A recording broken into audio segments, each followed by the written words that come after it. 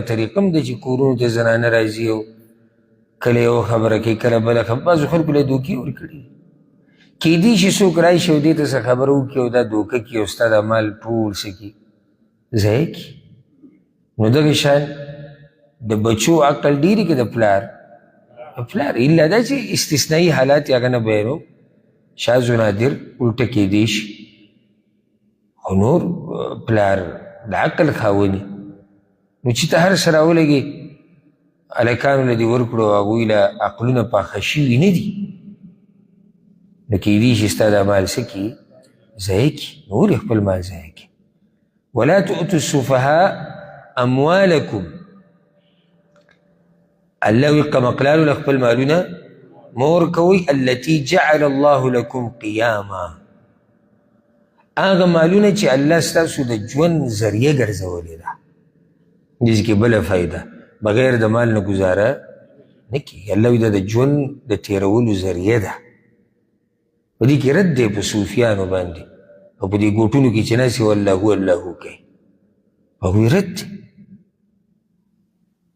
صرف ګوټ کې کېنه الله کوه نو ژوند به څنګه تېرو کله به یو ته محتاج کله بل ته نو دا خو ژوند نه شو دا خو ذلت شو الله وی مال رزق دا خو د ژوند د تېرولو اسباب دي ذریعه ده په دې سره ته ژوند تېری نو ته به ګودو کې ته به کوشش کې د رزق د ګټلو په حلال او په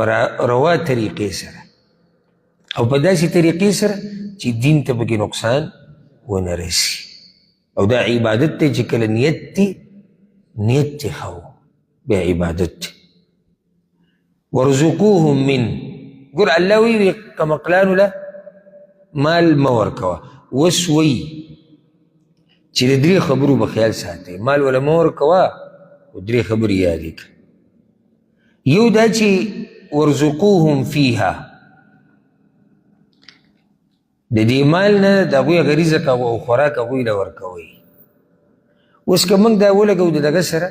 د یتیمانانو سره یا د لیونو سره نو مطلب دا شو چې د هغوی په دې مال کې داسې څه تجارت روان کوي څه استثمار وله وکړي چې دا مال د هغوی ډېرېږي یو مطلب یې دا شو که چېرته موږ وایو چې ښځه او بچي نو معنا چې ښځه او بچو له الکسات مخکې ما دا وایي چې مال اختیارات ولا مور کو خدا کوئی حق ورکوا دا مطلب دی ورزقوهم فيها دویم دا چې وکسوهم او دا کوئی چې کومه جوړه جامه ده هغه به ولم ورکې دا اوس د یتیم سره هم لګي د لیوني سره هم لګي د بچو سره هم لګي د زنانو سره هم لګي چې دا کوئی جوړه جامه هغه ورکوه هغه ستا په ذمه ده درېیمه دا چې وقولوا لهم قولا معروفه خبره چې ورته کوئ نو مزیداره با ادبه ښایسته خبره به ورته کوئ لکه اوس یتیم دی په تا پسې راغی تا ته وایي هغه مال راکړه زما هغه یاره زما هغه مال راکړه نو ته به ورته څنګه وایي چې نه په څه طریقه به ورته وایي بیزته به یې کې کنځلي به ورته کې وایي ټکې به الله وي نه په ښایسته طریقې پوه کړه بچیه او مال ستا دی خو اوس یې زه تاله نه درکړو اوس زه پابند د دې یم چې ستا د مال خیال وساتم الله نه بعد نو زه اوس تاله ستا مال نشم درکولی په دې مخه پکې دا ستا فایده ده دا قسمه خبرې دعاګانې دغه شان که دا ته لګې د دغه سره د ښځې او د بچو سره نو هغوی ته هم خبره په طریقه وکړي بچی وایي چې ټول مال ماله راکړه او عقل یې لا پوخ شوی نه دی عمر یې 18 کاله دی 20 کاله دی تا ته وایي اختیارات ماله راکړه بعضو کړي یې داسې 18 کالو هلک به هر څه ورته وره کړي میاشت بعد چې ګوري یو پلار یې یو ځای کې جاړي او بل ځای ولې وایي هغه هر څه یې تباه کړي ما خو تا 18 کالو هلک څه عقل دی عقل د بچي پوخ شو تا ورته د یو شي اختیار ورکړه جدا مسله خو چې کله دی وایي چې ما له اختیارات نه په طریقه ورته ووایه نه لا اوس د دې وخت نه دی کله ستا عقل په ځای شو، کله تا تجربه وشوه. ګوره دنیا کې چې څومره ژوند تېرېږي د انسان تجربه کېږي. او دا د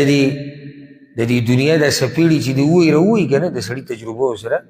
ډېره شي. یو ځای کې دوکه ولیده، بل ځای کې دروغجن ولیدو، بل ځای کې یو شی بل شی، ورو ورو انسان سنجیده کېږي. او دا موږ ټولو محسوسه کړې ده، څومره چې را ژوند ډېرېږي سړی سنجیده شي، هوښیار شي. هغه د لیونو خبرې اوس نه کوي. نو خبره به ورته وکړي، الله وایي څه په طریقه. یو حدیث دی درته ذکر کوم، ډېر ناشنا حدیث دی، امام حاکم راوړی دی، صحیح حدیث دی. ابو موسی الاشعري رضی الله عنه وایي رسول صلی الله علیه وسلم دا خبره کړې ده، وایي 3 قسمه خلک دي چې د الله نه دعاګانې غواړي او الله ورله دعاګانې نه قبلوي. 3 قسمه خلک دي د الله نه دعاګانې غواړي، الله ورله دعاګانې نه قبلوي. یو هغه سړی دی چې د هغه ښځه بد اخلاقه وي، بدتمیزه وي، فلم یطلقها، او دی ورله طلاق نه ورکوي. دویم یو سړی دی په بل سړي باندې ایمان دی او څوک پرې نه ګواه کوي، که قصه ټوله مجمله پرېښوده، ګواه مواه ته یاره ضرورت نشته، سبا له دې نه ګټې جاخي جوړېږي. دریم ورجل آتا سفیها ماله، خپل مال یې کمقل له ورکړی، د دې آیت سره لګي. او بیا رسول صلی الله علیه وسلم وی وقد قال الله ولا تؤتوا السفهاء اموالکم، حالانکې وی الله ویلي دي چې کمقلانو له خپل مالونه مه ورکوئ. دا 4م حکم په دې صورت کې. 5مه مسله اوس دا ذکر کېږي، 5م حکم. ښه نو الله خو وایي چې مال مه ورکوه کمقل له، او په کمقلانو کې یو څوک دی یتیم دی، یتیم په کې راغی که نه. نو سوال دا را پیدا شو چې یا الله ورکو بوله کله مال، ته به همیشه لپاره ما سره یي. نو اوس دې آیت کې تا ته دغه مسله بیانوي چې کله به ته دله مال ورکړې.